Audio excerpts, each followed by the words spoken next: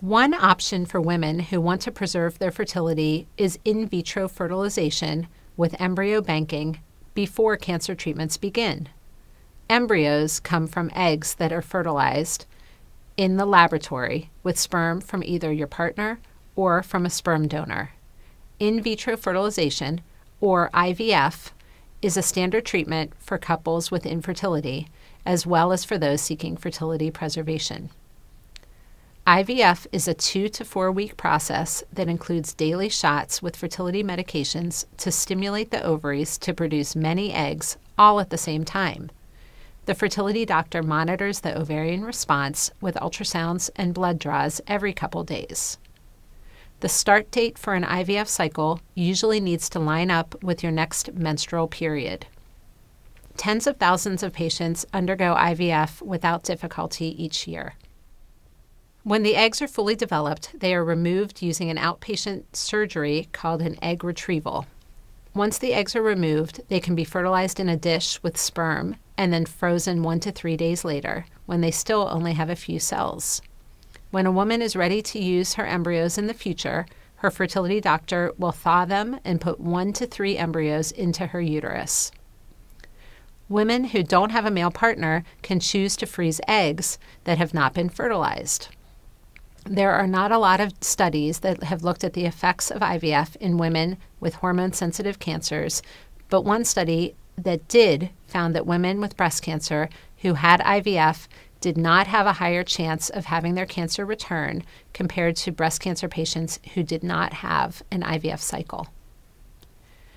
The chance of having a child from banked embryos is based on the age of the woman at the time the embryos are frozen.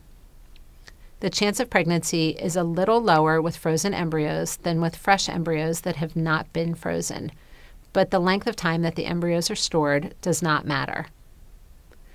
Overall, the chance of pregnancy in the future depends on how many embryos or eggs are frozen. Younger women tend to produce more eggs, but it is difficult to predict how many eggs a specific woman will produce. On average, women who try to bank embryos end up with between 1 and 10 embryos to freeze.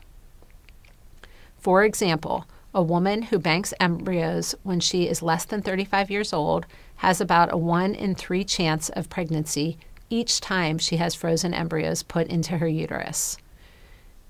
If she has a large number of frozen embryos, she could have several chances to get pregnant. The chance of pregnancy is lower for women who are more than 35 years old and is very low for women who are over 42 at the time their embryos are frozen. Egg banking instead of embryo banking is an option for women who don't have a male partner and who don't want to use donor sperm. The procedure for egg banking is very similar to that for embryos. However, freezing eggs is a much newer technique compared to freezing embryos, and pregnancy rates are harder to predict, especially in women over the age of 30.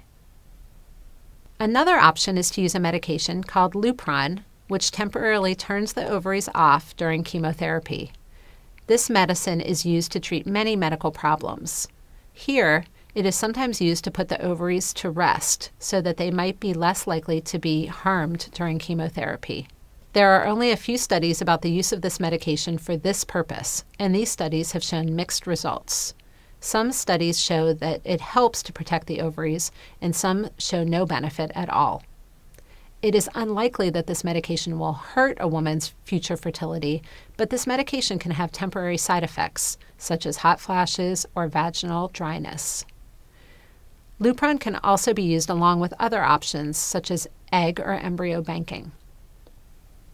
Some women choose to wait and see what happens to their menstrual cycles and egg supply after cancer treatments, and do nothing ahead of time to bank eggs or embryos or use Lupron. If you decide to wait and see, we recommend that you see a fertility specialist before trying to get pregnant, even if you still have regular periods after your cancer treatments end. The fertility specialist may recommend some tests to help find out if you will have problems getting pregnant on your own. Even when cancer treatments cause early menopause, women can still become pregnant with in vitro fertilization using eggs from a donor.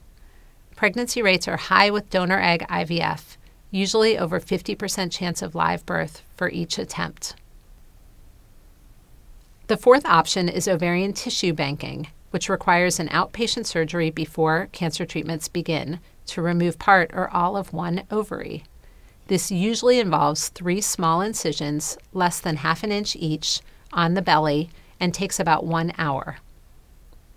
This is an experimental technique. A small amount of your removed ovarian tissue is used for research, and the rest is frozen for your own use in the future. Ovarian tissue freezing is generally used in 3 types of cases: when there isn't enough time for egg or embryo banking, when a woman is having her ovaries removed anyway, or in girls too young to have ovarian stimulation. In general, lifetime pregnancy rates are similar if a woman has both of her ovaries or just one ovary. This likely would be the same for women who have received chemotherapy. She would likely have the same amount of damage to 1 or 2 ovaries. Future pregnancies with frozen ovarian tissue could be done in 2 ways. The first involves growing the eggs in a dish in the laboratory so that they could be fertilized in the dish and then transferred into the woman's uterus. This is still experimental, and no human births have occurred so far. The other option involves ovarian tissue transplantation, which requires a surgery to put strips of thawed ovarian tissue back into your body. Depending on the type of cancer you have, this might not be recommended due to the possibility that cancer cells might be hiding in the frozen ovarian tissue. Only a handful of babies have been born from transplantation of ovarian tissue. So now you've learned about the 4 options: embryo or egg banking, Lupron, wait and see, and ovarian tissue banking. Can you think of any questions that you'd like to ask about any or all of these options when you meet with your doctor? Some people find it helps to make a list of the pros and the cons to help you weigh the risks and the benefits of each option.